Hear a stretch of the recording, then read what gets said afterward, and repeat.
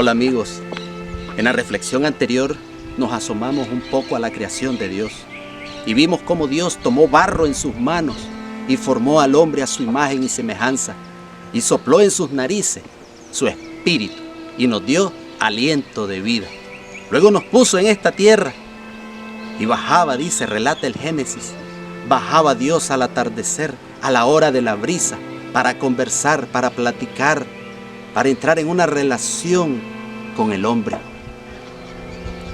También nos asomamos a lo que nos relataba en Gálatas, a una lista de los malos deseos de la carne.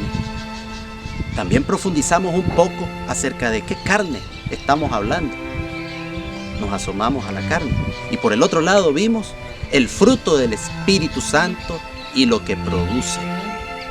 Luego esa reflexión la cerramos con lo que encontramos en Mateo 26:41. Estén atentos y oren para no caer en la tentación. El espíritu está dispuesto, pero la carne es débil. Palabra de Dios. Es muy importante, mis amigos, que podamos ir siguiendo de una reflexión a otra, porque como hemos dicho en otros videos, es Dios quien viene soplando con su Espíritu Santo y viene trenzando, uniendo una con la otra, viene tejiendo. Entonces, para que no perdamos el hilo, como decimos. Juan 15, versículo 4. Sigan unidos a mí, como yo sigo unido a ustedes. Una rama no puede dar uvas de sí misma si no está unida a la vid. De igual manera ustedes no pueden dar fruto si no permanecen unidos a mí. Palabra de Dios. No podemos obtener la uva. Seguimos con la uva, que la vimos anteriormente en la reflexión anterior. No podemos obtener la uva, la fruta, mucho menos obtener lo que produce, el líquido que produce para el vino, para que salga el vino. En otras palabras, nosotros no podemos obtener lo que produce el fruto del Espíritu Santo si no permanecemos unidos a Jesús, que es la vid verdadera. ¿Qué nos dice el Catecismo Católico? ¿Para qué fuimos creados? Asomémonos un poco. Fuimos creados para amar, para respetar, para honrar, para glorificar y para servir a Dios. Y miren lo que nos dice en Apocalipsis capítulo 5, versículo 13. Y oí también que todas las cosas creadas por Dios en el cielo, en la tierra, debajo de la tierra y en el mar, decían: al que está sentado en el trono y al Cordero sean dadas la alabanza, el honor, la gloria y el poder por los siglos. Palabra de Dios. La oración, hermanos, tiene poder. La oración de alabanzas es la oración de oraciones, hermanos. Como dice la canción, el poder del cristiano está en la oración. Y no es que sea malo pedir, no es que vamos a dejar de pedir ni de dar gracias. Todo lo contrario, la misma palabra de Dios lo dice. Pida en oración y en acción de gracias.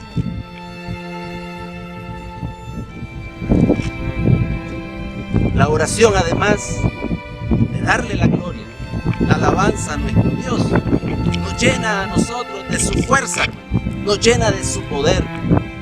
Fíjense ustedes, vamos a pasar a ver ahora Hechos capítulo 4, pero yo no lo voy a leer todo, sino que voy a dejar el versículo 31. Ustedes lo pueden leer todo con más tiempo. Pero voy a tratar de hacer un resumen o un breve relato de lo que trata el capítulo 4. Cuando comenzaron los discípulos de Jesús, los apóstoles, a predicar la buena noticia de que Jesús había resucitado, en eso viene Pedro y Juan y se van al templo a la oración de las 3 de la tarde y se encuentran a la puerta de la entrada del templo con un paralítico de nacimiento. 40 años ya hacía que padecía de esa enfermedad. Nació así, 40 años. Pedro y Juan se acercan a él, lo miran fijo. El hombre, míranos, le dice Pedro. El hombre lo vuelve a ver pensando a lo mejor que iba a recibir alguna limosna. Y le dice Pedro: no tengo oro ni plata, pero lo que tengo te lo doy. En el nombre de Jesús de Nazaret, levanta. Y lo tomó de su mano. Y fue brinco el de aquel hombre, sano. Brincando entró al templo dando vivas alabanzas a Dios, hermano. Glorificando al Rey, glorificando a Dios. Y todo el mundo ahí sorprendido, maravillados. Pero en eso aparecieron los celosos, los sacerdotes, los maestros de la ley, los saduceos, junto con la guardia. Y se llevaron presos a Pedro y a Juan. Pero por otro lado, hermano, estaba el grupo que pertenecía, el grupo de los discípulos de Jesús, orando todos, alabando al Señor, glorificando a Dios y pidiendo al Señor para que liberara a Pedro y a Juan, los protegiera. Cuando en eso liberaron a Pedro y a Juan, y ellos llegan contentos al grupo que estaba orando, hermano, y se unen a ellos y comienzan a contarles las maravillas que Dios había hecho a través de ellos, cómo Dios los había usado en el nombre de Jesús de Nazaret.